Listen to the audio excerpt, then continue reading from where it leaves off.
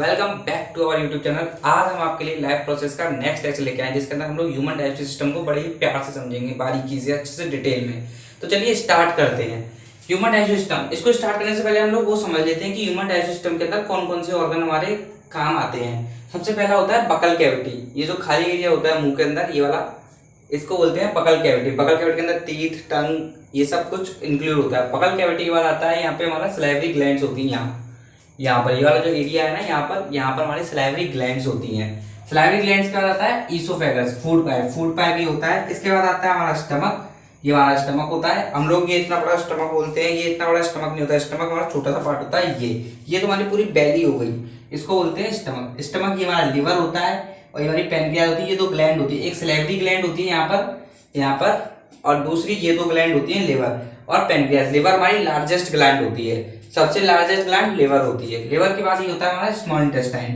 यहाँ से स्टार्ट होता है स्मॉल इंटेस्टाइन। इसके बाद आता है लार्ज इंटेस्टाइन। लार्ज इंटेस्टाइन के लास्ट पार्ट को बोलते हैं हम लोग एनस। ये हमारी होती है अपेंडिक्स। अपेंडिक्स ये वाला जो पार्ट है, इसका पूरी बॉडी के अंदर कोई रोल नहीं है, फिर भी ये पार्ट हमारे बॉडी के अंदर है, पता नहीं क्यों है ऐसा।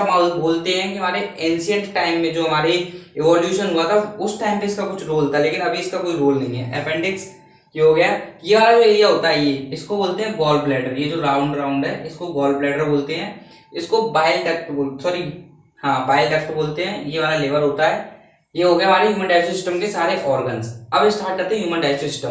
तो ह्यूमन डाइजेस्टिव सिस्टम स्टार्ट करने से पहले आपको 5 प्रोसेस बताए थे हमने, 5 स्टेप बताए न्यूट्रिशन के। पहला इंजेशन, दूसरा डाइजेशन, तीसरा एब्जॉर्प्शन, चौथा एसिमिलेशन, पांचवा इजेशन। तो पहला step ingestion. Ingestion means intake of food. Intake of food हम कैसे करते हैं? हम फूड का कोई भी बाइट लेते हैं, उसको अपने मुंह रखते हैं डायरेक्ट। किसकी हेल्प से? हैंड की हेल्प से।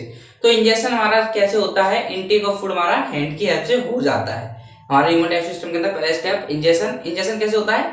इनटेक ऑफ फूड कैसे होता है? हमारे हैंड की हेल्प से। हम इजी एक बाइट लेते हैं, सीधे मुंह के अंदर रखते हैं, वहां से हो गया हमारा इंजेशन। इंजेशन के बाद आता है सेकंड स्टेप डाइजेशन। सेकंड आता है डाइजेशन। ये काफी बड़ा है, इसी को समझते हैं। इंजेशन तो हो गया सिंपल। डाइजेशन, डाइजेशन मतलब फूड के बड़े मॉलिक्यूल्स को छोटे छोटे मॉलिक्यूल्स के अंदर तोड़ना। क्या होता है डाइजेशन? मतलब फूड के जो बड़े बड़े मॉलिक्यूल्स होते हैं उनको छोटे छोटे मॉलिक्यूल्स के अंदर तोड़ना, जिससे कि हमारे बॉडी सेल्स उसको इजीली एब्जॉर्ब कर सकें। तो हमारा जैसे ही हम फूड को यहाँ पर रखते हैं बकल कैविटी के अंदर, इस वाले एरिया के अंदर जैसे हम फूड को रखते हैं, तो होता है कि हमारे सलाइवरी ग्लैंड्स होती हैं। यहाँ पर जो सलाइवरी ग्लैंड्स होती हैं उसमें से एक एंजाइम निकलता है, इसका नाम है सलाइवा। Salivary amylase. सलाइवा निकलता है, या फिर उसको बोल सकते हैं हम लोग सलाइवरी एमिलेज। सलाइवरी एमिलेज निकलता है हमारे सलाइवरी ग्लैंड में से। ये कहां से आता है? सलाइवरी ग्लैंड में से। एक एक चीज नोट करते हुए चलना है। सलाइवरी ग्लैंड में से क्या आता है? Salivary amylase. सलाइवरी एमिलेज क्या होता है? फूड के साथ मिक्स होता है। जैसे हमने बाइट लिया तो बकल कैविटी के अंदर हमारे टीथ होते हैं, टंग होती है, और ये सलाइवरी ग्लैंड होती है। तो टीथ क्या करते हैं? बड़े मॉलिक्यूल्स को ग्राइंड करते हैं, च्यूई करते हैं, जिससे कि छोटे छोटे मॉलिक्यूल हो जाएं। सलाइवरी एमिलेज से सलाइवा निकलता है, या फिर सलाइवरी ग्लैंड से सलाइवा निकलता है। तो वो क्या होता है? उसको फूड के साथ पूरा मिक्स करता है हमारा टंग। पहला काम क्या? टीथ ने उनको फूड को कट किया, ग्राइंड किया, च्यू किया। सेकंड सलाइवरी एमिलेज आया, उसको मिक्स कौन करता है? टंग। यहाँ पे क्या होगा? फूड का पार्शियल डाइजेशन हो गया, थोड़ा सा डाइजेशन हो गया। मतलब फूड हमारा डाइजेशन होता क्या है? बड़े मॉलिक्यूल छोटे मॉलिक्यूल में तोड़ना। तो यहाँ पे हमारे टीथ ने हेल्प की ना छोटे मॉलिक्यूल्स में तोड़ने के लिए, तो यहाँ पे क्या होगा? पार्शियली डाइजेशन हो गया। अब फूड क्या होता है? हमारे माउथ में बहुत काफी छोटे टाइम के लिए रहता है, थोड़े से टाइम के लिए रहता है, तो यहाँ पे क्या होता है? डाइजेशन पूरा नहीं हो पाता, थोड़ा सा ही होता है। तो अब क्या होता है? फूड माउथ से अब नीचे जाता है ईसोफेगस के अंदर। ईसोफेगस मतलब फूड पाइप। नाम याद रखना, ईसोफेगस मतलब फूड पाइप। अब अच्छे से सुनना है, यहाँ पर एक मूवमेंट आने वाला है जिसका नाम है पेरिस्टाल्टिक मूवमेंट। बहुत इंपॉर्टेंट मूवमेंट है पेरिस्टाल्टिक मूवमेंट। तो देखिए, जब हम खाना खाते हैं तो खाते खाते हम ऐसे करते हैं, यहाँ पर हमें फोर्स लगाना पड़ता है, कुछ चीज निगलते हैं। हिंदी में क्या बोलना? निगलना, स्वेलो जब करते हैं तो यहाँ पे हमें एक फोर्स लगाना पड़ता है। उस फोर्स को ही पेरिस्टाल्टिक मूवमेंट बोलते हैं। द कॉन्ट्रैक्शन मतलब जैसे हमारा फूड पाइप है, तो फूड पाइप ऐसे दबा फिर खुला, दबा खुला, दबा खुला, इस मूवमेंट को बोलते हैं हम लोग पेरिस्टाल्टिक मूवमेंट। जो फूड पाइप होता है यहाँ पर, ये जो फूड पाइप है, अच्छे से सुनिए, ये जो फूड पाइप है ये कॉन्ट्रैक्ट एक्सपेंड करता है, जिससे कि हम फूड को धक्का देके आगे पहुंचाते हैं। हम जब फूड लेते हैं तो हमको यहाँ पे फोर्स लगाना पड़ता है, धक्का देना होता है। ऐसा नहीं है कि फूड यहाँ से गया पूरा चला गया अंदर, हमको यहाँ पे फोर्स लगाना पड़ता है जिससे कि फूड आगे चल के ट्रेवल करता है। तो यहाँ पे जो मूवमेंट हो रहा है, यहाँ पे जो फोर्स लगाना पड़ रहा है, कॉन्ट्रैक्शन एक्सपेंशन होता है फूड फाइबर को, उसको क्या बोलते हैं? Peristaltic movement. क्या है इसकी definition? The contraction and expansion of food pipe. The contraction and expansion of food pipe is known as peristaltic movement. अब समझ गए होंगे पेरिस्टैल्टिक मूवमेंट क्या होता है? कॉन्ट्रैक्शन और एक्सपेंशन जो फूड पाइप के अंदर होता है जिससे कि खाने को हम लोग आगे पुश करते हैं, उसको बोलते हैं पेरिस्टैल्टिक मूवमेंट। अच्छे से समझोगे पेरिस्टैल्टिक मूवमेंट क्या होता है। अब क्या होता है, फूड यहाँ से आया, पहले बकल कैविटी में गया, बकल कैविटी का हमने पेरिस्टैल्टिक मूवमेंट किया हमारे फूड पाइप ने, वहां से नीचे आ गया स्टमक के अंदर। यहाँ तक बात क्लियर है। अब स्टमक के अंदर आया, स्टमक, अब इसको समझते हैं स्टमक क्या होता है। ये पेरिस्टैल्टिक मूवमेंट की डेफिनेशन है। और सलाइवरी एमिलेज कहां से निकलता है? सलाइवरी ग्लैंड से। सलाइवरी ग्लैंड से क्या निकलता है? Salivary amylase. ठीक है। और इसको मिक्स कौन करती है? टंग। सभी चीजों को नोट करते हुए चलना है आराम से, एक एक स्टेप करते चलेंगे, सब कुछ हो जाएगा इजीली। अगर किसी को वीडियो स्लो लग रही हो तो वो स्पीड तेज कर सकता है। अब देखिए क्या हुआ, स्टमक के पास आ गया। स्टमक की बात चलती है यहाँ से। स्टमक क्या है हमारा? एक जे शेप्ड का ऑर्गन है। ये नाम काफी ज्यादा इंपॉर्टेंट है, जे शेप्ड ऑर्गन। जे शेप्ड ऑर्गन में पूछ लिया जाता है। स्टमक क्या है हमारा? एक मस्कुलर ऑर्गन है जिसका जे शेप है। फूड जो होता है यहां से यहां तक आता है। फूड जो होता है जे शेप्ड ऑर्गन के अंदर आता है यहां से। जे शेप ऑर्गन मतलब स्टमक। स्टमक के अंदर जो फूड है वो 3 घंटे के लिए रहता है। स्टमक के अंदर फूड 3 आवर्स के लिए रहता है। Food remains in stomach for 3 hours. Stomach के अंदर जो फूड है वो हमारा 3 घंटे के लिए रहता है। अब ये जो स्टमक है, फूड यहाँ से हमारा पार्शली डाइजेस्ट था, धीरे धीरे धीरे स्टमक के अंदर आया। स्टमक के अंदर फूड 3 घंटे के लिए रहता है। 3 घंटे में यहाँ पे डाइजेस्ट होता है, धीरे धीरे डाइजेस्ट होता है और छोटा होता है। लेकिन होता कैसे है? यहाँ पे तो ये ऑर्गन है ना, ऑर्गन में आया, कुछ चीज होगी भी तो जो इसको डाइजेस्ट करती होगी। तो वही सुनिए क्या होता है, स्टमक की जो इनर वॉल होती है, मतलब स्टमक का जो अंदर वाला पार्ट होता है, जैसे स्टमक है ये हमारा, ये रहा हमारा स्टमक, जैसे ये है मान लीजिए, तो इसका जो इनर पार्ट वही वाला, तो यहाँ पे क्या होते हैं, ग्लैंड्स होती हैं। कुछ ग्लैंड्स होती हैं, इनका नाम है गैस्ट्रिक ग्लैंड। गैस्ट्रिक ग्लैंड कहाँ पे होती हैं? स्टमक के अंदर। स्टमक के अंदर जो 3 ग्लैंड्स होती हैं गैस्ट्रिक ग्लैंड, वो देती हैं गैस्ट्रिक जूस। एक जूस आया, कौन सा आया? Gastric juice. गैस्ट्रिक जूस जो होता है, जो फूड था हमारा, उसको डाइजेस्ट करने में हेल्प करता है। स्टमक के अंदर गैस्ट्रिक ग्लैंड होती है। Gastric gland present in stomach secrets gastric juice, जो कि आगे वाले फॉरवर्ड वाले डायरेक्शन के अंदर हेल्प करता है। Secrets gastric juice. अब होता क्या है गैस्ट्रिक जूस? जूस के अंदर होते हमारे 3 कंपोनेंट। ये जो गैस्ट्रिक जूस आया, जो इनर लाइनिंग थी स्टमक की, वहां पे थी हमारे गैस्ट्रिक ग्लैंड्स। गैस्ट्रिक ग्लैंड से दिया हमको गैस्ट्रिक जूस। अब ये जो गैस्ट्रिक जूस है वो हमारे डाइजेशन में हेल्प करता है, लेकिन गैस्ट्रिक जूस के अंदर भी हमारे 3 कंपोनेंट और होते हैं। तो ये गैस्ट्रिक जूस के अंदर क्या होता है? गैस्ट्रिक जूस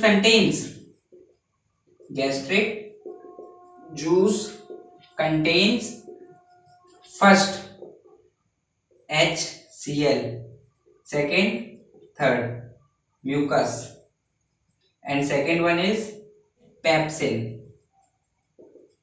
ये होते हैं हमारे गैस्ट्रिक जूस। गैस्ट्रिक जूस के अंदर हमारे 3 कंपोनेंट, पहला HCl, second pepsin, third one is mucus. पहला HCl, second pepsin, third one is mucus. इनको समझते हैं। HCl क्या होता है? एसिड होता है। HCl एसिड होता है। एसिड का काम क्या होता है? जब हम फूड को इनटेक करते होते हैं तो हो सकता है फूड के साथ कोई बैक्टीरिया भी चला गया हमारी बॉडी के अंदर। फूड हमारा सराउंडिंग से तो लिया, वहां पे कोई बैक्टीरिया, कोई छोटे छोटे पार्टिकल्स हो जो फूड के साथ भी चले गए हो, तो उनको किल करने का काम करता है HCl एसिड। HCl एसिड क्या काम करता है? जो बैक्टीरिया होते हैं उनको किल करने का काम करता है, बैक्टीरिया को खत्म कर देता है HCl एसिड। उसके बाद आता है हमारा पेप्सिन क्या होता है? हमारे जो प्रोटीन्स होते हैं, प्रोटीन्स, उनको डाइजेस्ट करने का काम करता है। Pepsin helps in digestion of protein. But pepsin की एक डिमांड होती है। पेप्सिन कहता है हम आपका प्रोटीन डाइजेस्ट तो कर देंगे, लेकिन हमारी एक डिमांड है, हम जब भी डाइजेस्ट करेंगे जब एसिडिक मीडियम होगा हमारे लिए, स्टमक के अंदर जब हमारा एसिडिक मीडियम होगा तभी हम फूड को डाइजेस्ट करने में हेल्प करेंगे। तो पेप्सिन का डाइजेशन एसिडिक मीडियम का काम कौन करेगा? HCl। तो HCl का एक काम क्या हो गया? Kills bacteria. पहला काम यूजेस ऑफ HCl के अंदर, kills bacteria, enter through food, enters through food. और सेकंड काम क्या हो गया? Make acidic medium so that pepsin can act. क्या करता है? एसिडिक मीडियम बनाता है, makes acidic medium, acidic medium so that pepsin can act. ये हमारे किसके काम हो गए? HCl। HCl के दो काम, पहला काम क्या? जो बैक्टीरिया फूड के साथ आ गया उसको किल कर देना, उसको खत्म कर देना, उसको एकदम सफाई कर देना। सेकंड काम एसिडिक मीडियम बनाना, जिससे कि पेप्सिन जो है हमारा, जो पेप्सिन है वो प्रोटीन्स को डाइजेस्ट करना स्टार्ट कर दे, प्रोटीन्स को छोटे मॉलिक्यूल्स के अंदर तोड़े। तीसरा काम म्यूकस। म्यूकस जो है उसका तीसरा, इसका क्या काम होता है एक बार बताइए? HCl कोई एसिड होता है, एसिड के अंदर एक प्रॉपर्टी होती है वो किसी भी चीज को खत्म कर सकता है। HCl क्या होता है? आपने देखा होगा एसिड अटैक्स होते हैं तो उसके अंदर स्किन बर्न हो जाती है जब एसिड अटैक होते हैं। तो यहाँ पे HCl है, ये एसिड है, ये ऑर्गन के अंदर है अंदर, तो ये ऑर्गन को भी तो डैमेज कर सकता है। जो हमारा स्टमक है, स्टमक के अंदर इसकी वॉल्स को भी तो डैमेज कर सकता है HCl एसिड। तो HCl एसिड से स्टमक की वॉल्स को बचाने का काम किसका है? म्यूकस का। समझ में आता है? म्यूकस कौन है? सॉरी, म्यूकस का काम क्या है? HCl एसिड से स्टमक की वॉल को प्रिवेंट करना या फिर प्रोटेक्ट करना। तो म्यूकस का काम क्या है? Protect the wall of stomach. अगर म्यूकस जो है हमारा, अगर HCl से उसकी वॉल्स को नहीं बचाएगा तो वहां पे उसकी वॉल में इरोजन होने लगेगा, जिसके कारण वहां पे अल्सर्स हो जाएंगे। स्टमक के अंदर क्या हो जाएगा? अल्सर। तो पहला काम HCl का क्या होता है? बैक्टीरिया को किल करना, और दूसरा एसिडिक मीडियम बना देना जिससे कि हमारा पेप्सिन एंजाइम एक्ट कर सके। पेप्सिन का काम क्या होता है? प्रोटीन्स को डाइजेस्ट करना छोटे छोटे मॉलिक्यूल्स के अंदर। तीसरा था म्यूकस। म्यूकस का काम क्या होता है? जो स्टमक की वॉल थी, जो हमारी स्टमक की वॉल थी उसको प्रोटेक्ट करना। कहां से? हमारे HCl एसिड से प्रोटेक्ट करना, जिससे कि वहां पे कोई अल्सर ना हो या फिर उसका इरोजन ना हो। देख लीजिए अच्छे से, इसको नोट कर लीजिए, ये चीजें सारी इंपॉर्टेंट है, क्वेश्चंस एग्जाम्स के अंदर काफी पूछी जाती है ये सारी चीजें। और ये HCl एसिड का यूज तो काफी बहुत ज्यादा पूछा जाता है, म्यूकस का यूज बहुत पूछा जाता है। चलिए अब इसके बाद क्या होता है? अब वहां पे स्टमक के बाद फूड, जो डायग्राम है वहां पे, उसके अंदर स्टमक के बाद कौन सा ऑर्गन आ रहा है? स्टमक के बाद पेनक्रियास तो आ रहा है, लेकिन उसके नीचे एक ऑर्गन है पेनक्रियास का हमारा। पेनक्रियास मतलब फूड जो है पेनक्रियास के अंदर नहीं जाता है, पेनक्रियास बाहर रहता है, लेकिन हेल्प करता है फूड को डाइजेस्ट करने में। अब देखिए यहां से आया फूड, इसके अंदर 3 आवर्स तक रहा, 3 आवर्स के अंदर इसके अंदर गैस्ट्रिक जूस एक्ट किया। गैस्ट्रिक जूस ने क्या किया? यहाँ पे थोड़ा कम डाइजेस्ट हुआ, यहाँ पे थोड़ा और डाइजेस्ट हो गया फूड। अब डाइजेस्ट होने के बाद क्या हुआ? यहाँ से आया, यहाँ से स्मॉल इंटेस्टाइन के अंदर आया फूड। एक बात और, स्टमक से स्मॉल इंटेस्टाइन के अंदर जो फूड जा रहा है, स्टमक से स्मॉल इंटेस्टाइन के अंदर जो फूड जा रहा है वो यहाँ से, मतलब एक टाइप से फोर्स भी तो लगाना पड़ेगा। स्टमक कितना यहाँ से नैरो है यहाँ पे, तो यहाँ से एक मसल्स की हेल्प से जाता है, उस मसल का नाम है sphincter muscle. Sphincter SPHINC TERMUSCLE। Sphincter muscle helps in the transportation of food from stomach to small intestine। which muscle? Sphincter muscle. याद रखने का, स्फिंक्टर मसल स्टमक से स्मॉल इंटेस्टाइन के अंदर जो फूड जाता है उसमें हेल्प करता है। अब क्या हुआ? स्मॉल इंटेस्टाइन के अंदर फूड आ गया। स्मॉल इंटेस्टाइन ही हमारी कंप्लीट डाइजेशन की साइट होती है। जो हमारी स्मॉल इंटेस्टाइन होती है उधर साइड होती है हमारी कंप्लीट डाइजेशन की। अब होता क्या है? फूड हमारा यहाँ से यहाँ तक आ गया, यहाँ से यहाँ तक आ गया। अब इसके अंदर मेन काम यहाँ से आया, तो ये इन दो का काम रह गया ना। तो ये बोलते हैं कि हम भी आपकी फूड को डाइजेस्ट करने में हेल्प करेंगे, हम ये हेल्प करना चाहते हैं। तो लिवर क्या हमारी लार्जेस्ट ग्लैंड है, तो यहाँ से भी कुछ निकलता है, यहाँ से भी हमारा एक जूस निकलता है, इसका नाम है बाइल जूस। लिवर के अंदर एक जूस बनता है बाइल जूस। बाइल जूस हमारा लिवर से आता है। बाइल जूस फॉर्म कहां पे होता है? लिवर के अंदर। लिवर से बाइल जूस आता है स्मॉल इंटेस्टाइन के अंदर। बाइल जूस क्या होता है? ग्रीनिश येलो लिक्विड होता है। Greenish yellow liquid. Bile juice क्या होता है बच्चों? Greenish yellow liquid. Greenish yellow liquid यहां से निकलते हुए आता है बाइल जूस में, यहाँ पे स्टोर होता है। पहले लिवर के अंदर बना, फिर वो गॉल ब्लैडर के अंदर स्टोर हुआ, फिर ये बाइल डक्ट से होते हुए इधर आ जाता है बाइल जूस। अब ये बाइल जूस आया तो इसका कुछ काम भी तो होगा। तो use of bile juice, use of bile juice. तो पहला यूज इसका क्या है? Makes alkaline medium. Alkaline medium या फिर फूड। जो फूड आया था यहाँ पे स्टमक में HCl था, HCl से क्या होता है? एसिडिक हो गया था। अब एसिडिक को वहीं पे खत्म करना उसे। अब फूड यहाँ पे आया तो इसको क्या करता है? बाइल जूस एल्कलाइन बनाता है। दूसरा काम क्या होता है? फैट्स का एमल्सिफिकेशन करता है। Emulsification of fats. Emulsification of fats. जो फैट्स होते हैं फूड के अंदर उनको एमल्सिफाइड करता है। एमल्सिफाइड का मतलब होता है बड़े मॉलिक्यूल्स को छोटे मॉलिक्यूल्स के अंदर तोड़ना। जैसे हमारा ये कोई बड़ा मॉलिक्यूल है फूड का, इसको छोटे मॉलिक्यूल्स के अंदर तोड़ देना, इसी को बोलते हैं हमारा एमल्सिफिकेशन। अब बाइल जूस का काम क्या है? पहला काम क्या है? एल्कलाइन करता है फूड को। सेकंड काम है हमारा एमल्सिफिकेशन करता है फूड का। ये हमारे दो काम हो गए फैट का, और मतलब फैट का एमल्सिफिकेशन करता है। ये हमारे दो काम हो गए बाइल जूस के। अब बाइल जूस का ये काम खत्म हो गया। बाइल जूस आया यहाँ से, बाइल गॉल ब्लैडर के अंदर स्टोर था, बाइल डक्ट से होते हुए यहाँ पे आ गया। बाइल जूस का दो काम, एल्कलाइन बना दिया फूड को। एल्कलाइन बनाने के बाद क्या किया? एमल्सिफिकेशन कर दिया, फैट को छोटे छोटे मॉलिक्यूल्स के अंदर तोड़ दिया। अब बात आती है पैनक्रियास की। पैनक्रियास वो भी तो है हमारे बॉडी के अंदर, उसका भी कुछ ना कुछ काम होगा। तो पैनक्रियास से निकलते हैं पैनक्रियाटिक जूस। क्या निकलते हैं पैनक्रियास से? Pancreatic juice. पैनक्रियाटिक जूस ये भी हमारी हेल्प करते हैं डाइजेशन के अंदर।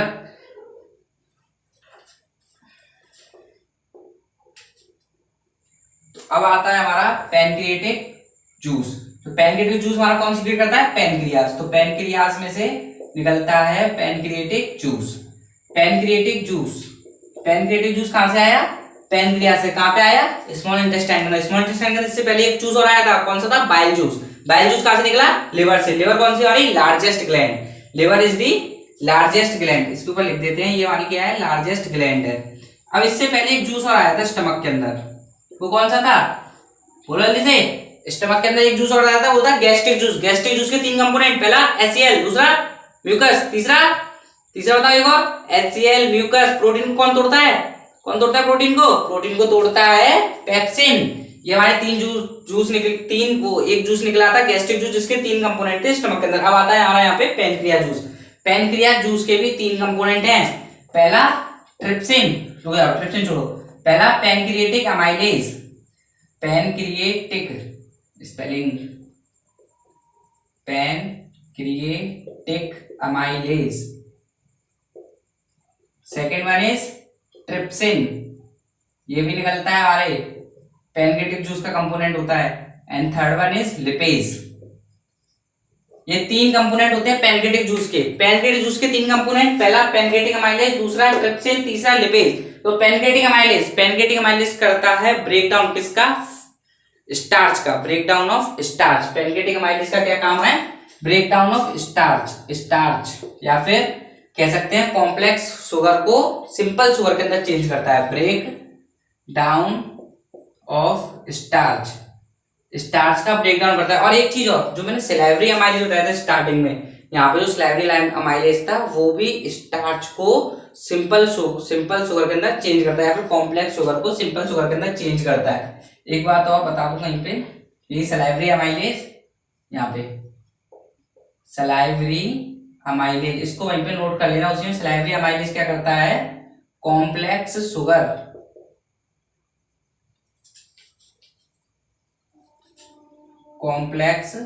शुगर को चेंज करता है सिंपल शुगर के अंदर। ये किसका काम था? सिलेवरी अमाइलेज का। अब वहां पे जरूरी नहीं है ना वहां पे पूरा ब्रेकडाउन हो जाए, पूरा कॉम्प्लेक्स शुगर सिंपल शुगर के अंदर चेंज हो जाए, कुछ शुगर रह भी जाएगा ना, वो काफी छोटे से टाइम के लिए रहता है, तो उतने छोटे टाइम के अंदर इतना ज्यादा थोड़ी यहाँ पे डाइजेशन हो जाएगा। तो अब कुछ जो हमारा शुगर बचता है कॉम्प्लेक्स शुगर, उसका डाइजेशन यहाँ पे स्मॉल इंटेस्टाइन के अंदर आके कौन करता है, पैनकेटिक अमाइलेज, नाम एक जैसे याद रखना, कौन करता है, pancreatic amylase, break down of starch या फिर complex sugar into simple sugar. Next trypsin, किसके जैसा नाम है, पेप्सिन जैसा नाम, तो काम भी इसका कैसा होगा, पेप्सिन जैसा। जो हमारा बचा हुआ प्रोटीन है, जो हमारा रिमेनिंग प्रोटीन है, उसको उसका भी ये फर्दर ब्रेक डाउन करता है, ब्रेक डाउन ऑफ प्रोटीन या फिर डाइजेशन ऑफ प्रोटीन। हमारा किसका काम है ये, ट्रिप्सिन का। ट्रिप्सिन का डाइजेशन ऑफ प्रोटीन हो गया। बचा हमारा लिपिज। लिपिज इससे पहले हमने इमल्सिफिकेशन ऑफ फैट किया था, जो हमारा फैट था जो हमने छोटे छोटे मॉलिक्यूल्स में तोड़ लिया था, लेकिन वो और फर्दर छोटे मॉलिक्यूल्स के अंदर तोड़ना होता है जिससे कि उसका अच्छे से एब्जॉर्प्शन, वो सॉरी एसिमिलेशन एब्जॉर्प्शन अच्छे से हो सके। तो क्या करता है लिपिज, जो लिपिज है हमारा, अच्छे से याद रखना, लिपिज जो होता है वो हमारे जो इमल्सिफाइड फैट होता है उसको भी ब्रेक डाउन करता है। इससे पहले वाले स्टेप के अंदर हमारा फैट को इमल्सिफाइड किया था, इमल्सिफाइड मतलब फैट को छोटे छोटे मॉलिक्यूल में तोड़ा था, लेकिन वो इतना ज्यादा छोटा नहीं हो पाया था कि उसको एब्जॉर्ब कर सके बॉडी, तो उसको और तोड़ना होता है। और तोड़ने के लिए क्या होता है, लिपेज। लिपेज क्या करता है, break down of emulsified food, जो हमारा इमल्सिफाइड फूड है उसका ब्रेक डाउन करता है, सॉरी इमल्सिफाइड फैट का, सॉरी इमल्सिफाइड फैट का ब्रेक डाउन करता है। अब इसके बाद ये हो गया, कौन कौन से जूस आए स्मॉल इंटेस्टाइन में, पहला bile juice, second pancreatic juice, लेकिन किस्सा भी खत्म नहीं है, यहाँ पे एक जूस और आएगा, उसका नाम है इंटेस्टाइनल जूस। अब हमारा इंटेस्टाइन के अंदर है ना, तो दो जूस तो बाहर से आ गए, एक जूस इंटेस्टाइन बोलता है कि मैं क्यों पीछे रहूं, जब मेरे बराबर वाले ऑर्गन जो हमारे दो जूस दे सकते, मैं भी एक जूस दे सकता हूं, जिसका नाम है हमारा इंटेस्टाइनल जूस। अब इसके बाद क्या आता है, हमारा स्मॉल इंटेस्टाइन के अंदर एक जूस और आता है, intestinal juice. Small intestine secrets intestinal juice. Intestinal juice ये कर देता है हमारा कंप्लीट डाइजेशन। हमारा कंप्लीट डाइजेशन कहाँ क्या करता है, इंटेस्टाइनल जूस, और कहाँ पे होता है, स्मॉल इंटेस्टाइन के अंदर। तो कोई पूछे साइट ऑफ कंप्लीट डाइजेशन कहाँ होती है, small intestine is the site of complete digestion. याद रखोगे कहाँ पे होती है कंप्लीट डाइजेशन, स्मॉल इंटेस्टाइन के अंदर। तो इंटेस्टाइनल जूस क्या करता है, हमारे जो बचे हुए प्रोटीन्स थे, बचे हुए हमारे जो प्रोटीन्स थे उनको तोड़ देता है अमीनो एसिड के अंदर। अमीनो एसिड टूट गए, बचे हुए प्रोटीन किसमें टूट गए, अमीनो एसिड के अंदर। इसके बाद क्या बचा हमारा, फैट्स। फैट्स को तोड़ दिया फैटी एसिड के अंदर, फैटी एसिड एंड ग्लिसरॉल। याद रखना, प्रोटीन को तोड़ा अमीनो एसिड के अंदर, फैट को तोड़ा फैटी एसिड एंड ग्लिसरॉल के अंदर। Third part is starch. Starch को तोड़ दिया ग्लूकोज के अंदर, एंड हेंस हमारा डाइजेशन यहां पर कंप्लीट होता है। ओके, ये देख लीजिए, नोट कर लीजिए अच्छे से एकदम परफेक्ट तरीके से।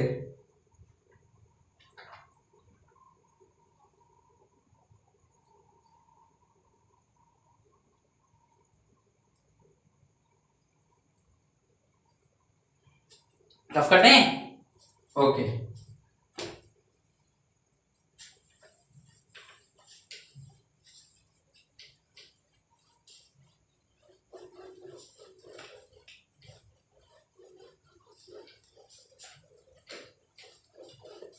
अब देखिए क्या होता है, स्मॉल इंटेस्टाइन के अंदर हमारा सारा का सारा डाइजेशन तो हो गया, डाइजेशन सारे फूड हमारे टूट गए, लेकिन ये सारे किस चीज से टूटे थे, किसकी हेल्प से टूटे थे, कुछ हमारे एंजाइम्स थे, पैनकेटिक जूस आए थे, कुछ हमारे बाइल जूस आए थे, ये सभी क्या थे, एंजाइम्स थे। तो इन एंजाइम्स को क्या बोलते हैं हम लोग, बायोलॉजिकल कैटालिस्ट। याद रखिएगा, most important term biological catalyst.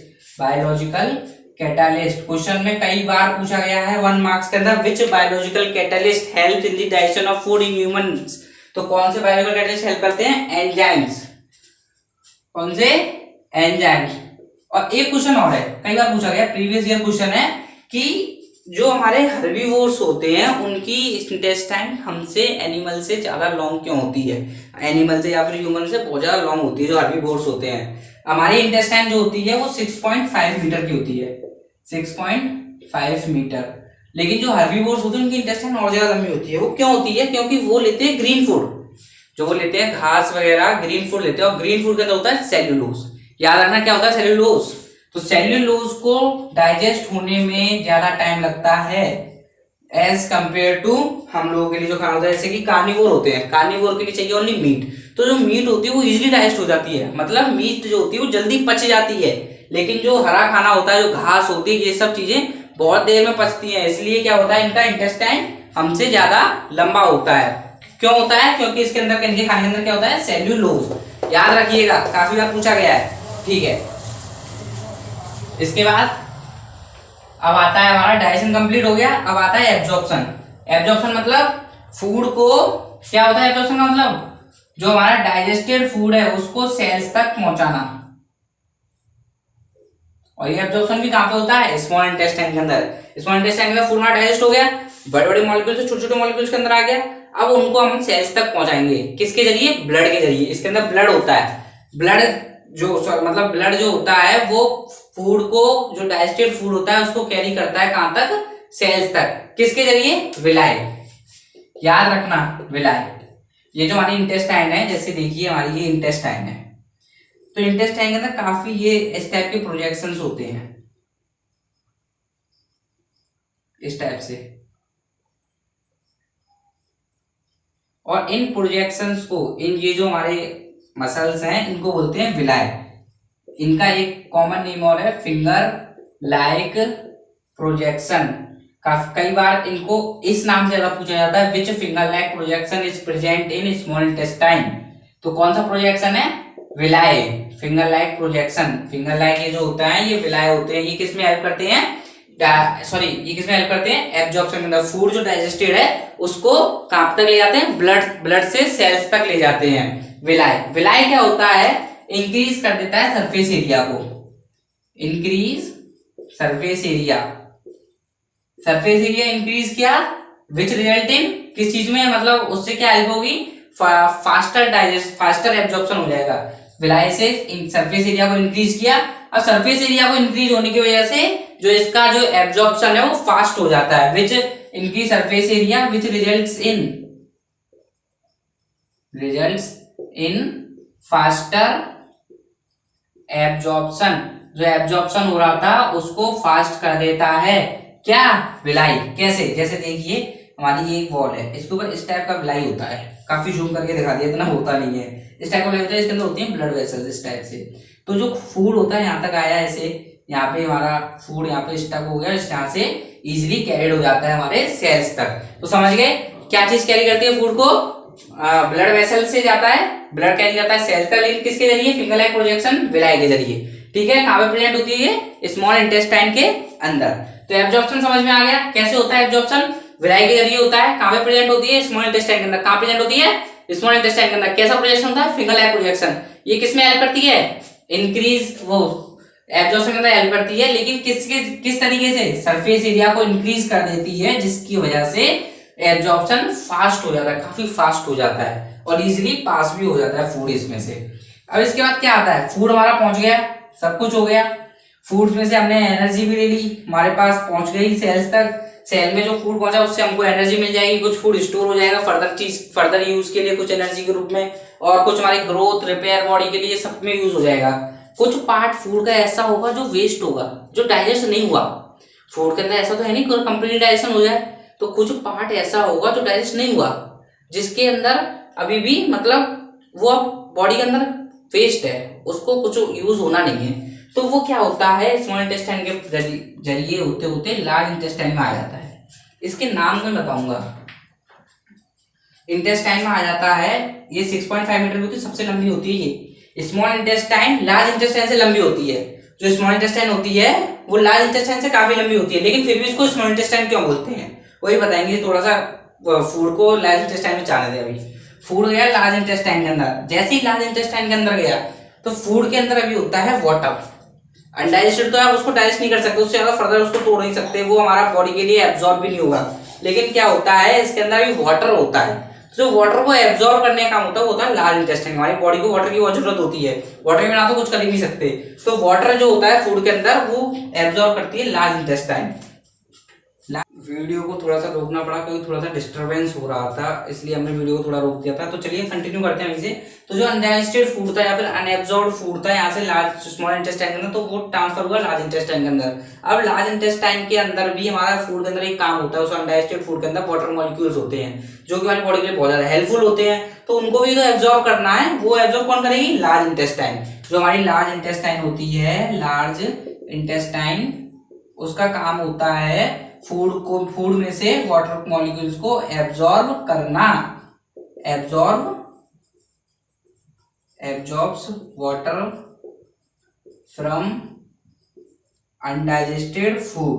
अब इसमें से वाटर को भी एब्जॉर्ब कर लिया। अब क्या हो गया? ये सेमी सॉलिड पेस्ट बन गया। अब सेमी सॉलिड पेस्ट यहाँ से होते हुए इस लास्ट पार्ट में आता है। लास्ट पार्ट में ये पूरे को रेक्टम बोलते हैं और इसकी जो ओपनिंग होती है उसको एनस बोलते हैं। इसको पूरे क्या बोलते हैं? रेक्टम। रेक्टम की जो ओपनिंग होती है उसको क्या बोलते हैं? एनस। तो एनस के जरिए एक्सक्रीट आउट हो जाता है एनवायरमेंट के अंदर, वो तो हम जानते हैं कहाँ जाता है सुबह। ठीक है, इसके बाद क्या है? ये हो गया हमारा एब्जॉर्प्शन और एक्सक्रीशन भी हो गया। एक्सक्रीशन क्या है? यहाँ से हो जाता है एक्सक्रीशन। एब्जॉर्प्शन सारा हो गया, एसिमिलेशन हो गया, अब एक्सक्रीशन भी हो गया। तो आई थिंक हो गया सब कुछ कंप्लीट। ये लेक्चर बड़े मजे आएंगे पढ़ते पढ़ते। कोई इसमें अंदर गलती हो, कोई मैंने कुछ चीज गलत बता दी हो, मिस्टेक हो गई हो, तो उसके लिए कमेंट। एक्चुअली वीडियो के अंदर हम एक बात बताना भूल गए थे। वो बात ये थी कि यहाँ से लेके यहाँ तक, ये जो माउथ की बगल कैविटी है, जो फूड पाइप है, यहाँ से लेके यहाँ तक, इस पूरे को बोलते हैं एलिमेंट्री कैनाल। एलिमेंट्री कैनाल मतलब एलिमेंट्री कैनाल होती है, इसकी स्पेलिंग ये है